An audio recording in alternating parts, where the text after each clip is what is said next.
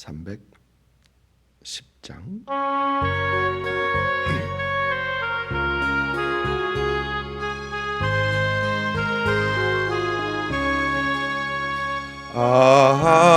하나님의 은혜로 있을 데 없는 자 왜 구속하여 주는지 난 알 수 없도다.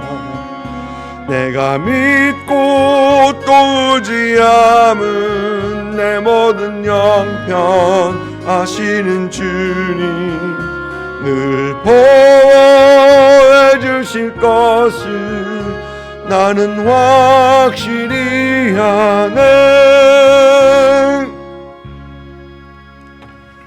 아멘. 여호수아 20장입니다. 여호수아 20장 1절부터 9절까지 우리 한 목소리로 같이 읽습니다.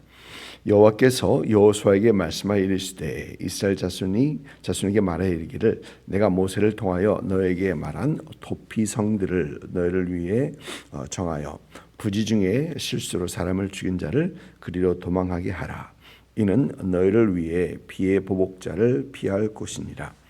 이 성읍들 중에 하나에 도피하는 자는 그 성읍에 들어가는 문 어귀에 서서 그 성읍의 장로들의 귀에 자기의 사건을 말할 것이요 그들은 그의 성읍에 받아들여 한 곳을 주어 자기들 중에 거주하게 하고 피의 보복자가 그의 뒤를 따라온다 할지라도 그들은 그 살인자를 그의 손에 내주지 말지니 이는 본래 미워함이 없이 부지 중에 그의 이웃을 죽였음이라. 그 살인자는 회중 앞에 서서 재판을 받기까지 또는 그 당시 대제사장이 죽기까지 그 성읍에 거주하다가 그 후에 그 살인자는 그 성읍 곧 자기가 도망하여 나온 자기 성읍 자기 집으로 돌아갈지니라 하라 하시니라.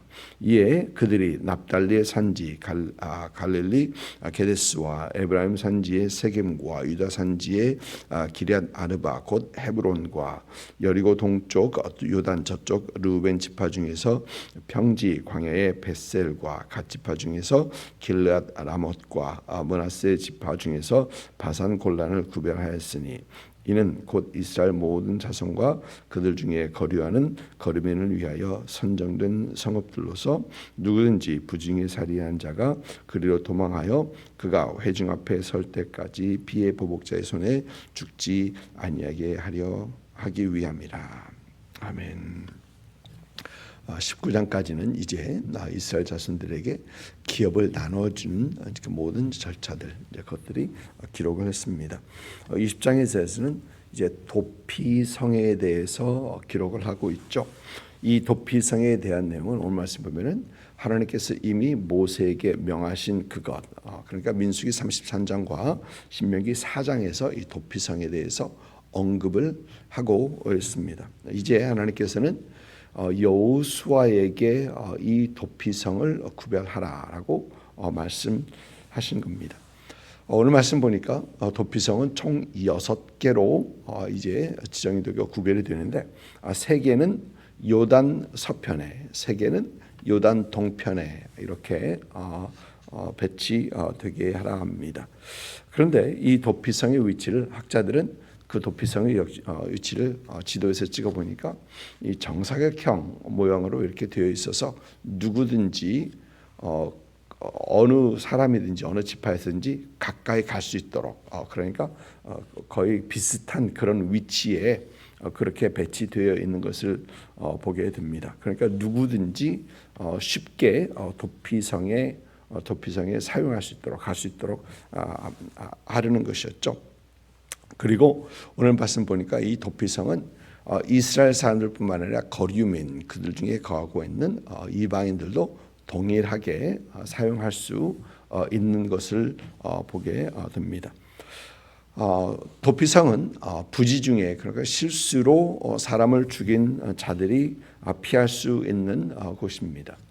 당시 형법 제도가 제대로 아직 확립되지 않은 그런 상황 속에서 사람을 죽인 자를 친족은 가까운 친족은 이제 그 죽은 자를 대신하여서 보복할 수 있는 권한이 그들에게 주어졌었습니다.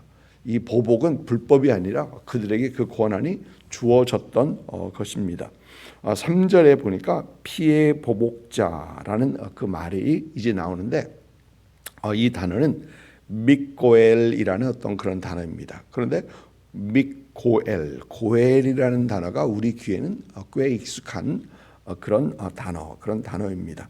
고엘이라는 단어는 복수자라는 그런 뜻을 가지고 있는 것뿐만 아니라 구속자라는 그런 의미도 가지고 있는 그런 단어입니다.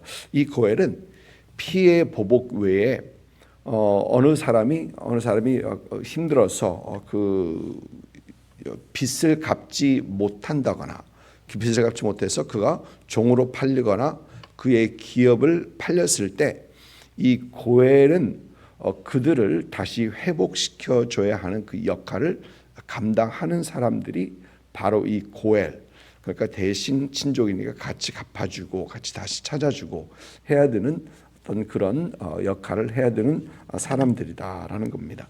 또 뿐만 아니고 이 고엘은 어느 사람이 아들이 없이 죽었을 때, 우리는 성경에서 보게 되죠. 아들이 없이 죽었을 때 그 사람을 위해서 그 사람의 미망인과 결혼해서 그 아들을 대를 이어줘야 하는 그런 역할도 감당하는 사람이 바로 이 고엘이죠.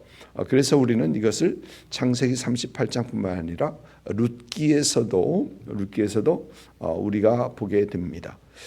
룻과 결혼했던 보아스 그 전에 고엘을 역할을 감당해야 하는 사람이 있었는데 그러나 룻은 그 사람이 그 고엘을 책임을 하지 않겠다라는 것을 확답받고 그 다음에 그 다음 차례 있었던 보아스가 룻과 결혼했던 것을 우리는 룻기에서 잘 보게 되죠.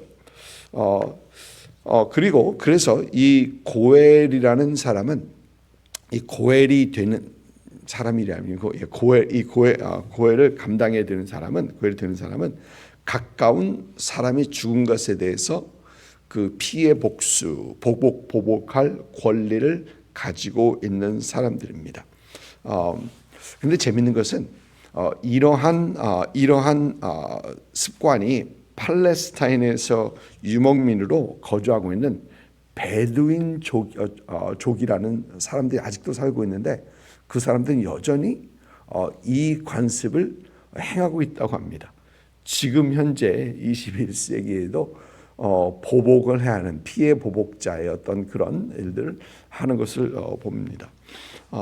그런데 문제는 고의로 사람을 죽이지 않고 실수로 사람을 죽인 사람을 피해 보복을 하면 그 사람에 대한 보복을 다른 사람이 하게 되고 또 그에 대한 보복을 다른 사람이 하게 되고 이렇게 되면 하나님께서 그 기업으로 주신 그 땅, 그 가나안 땅에서 땅이 피로 범벅이 될 수가 있고 그 치안이 무너질 수 있기 때문에 하나님께서는 이제 도피성이라는 이 제도를 두셨던 것입니다.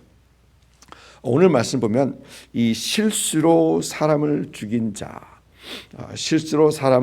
자는 도피성으로 가서 보니까 그 성읍의 장로들의 귀에 자기의 사건을 말할 것이요. 이것은 귀에다가 속삭이라는 얘기가 아니고 그는 말해야 되고 실수로 살인한 자는 말을 고해야 되고 장로는 잘 들어야 된다는 얘기를 이 귀에 말할 것이요라고 하는 겁니다. 그러니까 장로들도 그의 말을 잘 들어야 된다라는 것이죠. 왜? 자초지정을 들어야지 그 도피성에 들어올 자격이 있는지 없는지를 일단 보는 것이죠.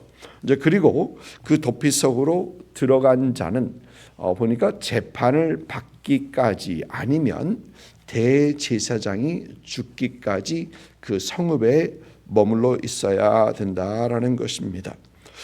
이 도피성에 그 사실을 보면 이 도피성에 들어간 이유가 첫째는 피의 보복자를 피하기 위해서 도피성에 들어가는 것이고, 두 번째는 그 긴 시간, 대제사장이 언제 죽을지도 모르죠. 이제 그런데 그 대제사장이 죽을 때까지 자신은 근신하면서 자기 실수를 이제 좀 되돌려 보는, 생각해 보는, 이제 자책하는 어떤 그런 시간을 갖게 되는 것이죠. 그런데 이 도피성은 우리가 생각할 수 있는 것처럼 이 도피성은 예수 그리스도의 십자가의 예표가 됩니다. 분명히 예표가 됩니다. 피할 수 없는 심판을 피하게 하시려는 하나님의 은혜. 도피성도 그렇고요. 또 예수 그리스도 십자가도 그렇습니다. 죽을 수밖에 없는 자가 죽음을 피할 수 있는 것. 도피성도 그렇고요. 예수 그리스도 십자가도 그렇습니다. 보니까 또 오늘 말씀에서 6절 보니까 대제사장이, 그 당시 대제사장이 죽기까지라고 되어 있습니다. 여기서 우리는 대제사장 되신 예수 그리스도를 우리는 분명 생각해 볼 수 있습니다.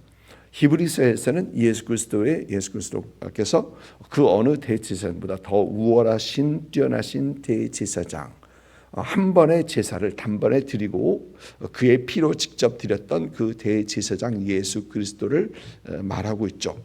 예수 그리스도의 대제사장 되심, 예수 그리스도의 십자가는 우리 죄를 대속하시는 그런 십자가요 죽음이다라는 것입니다.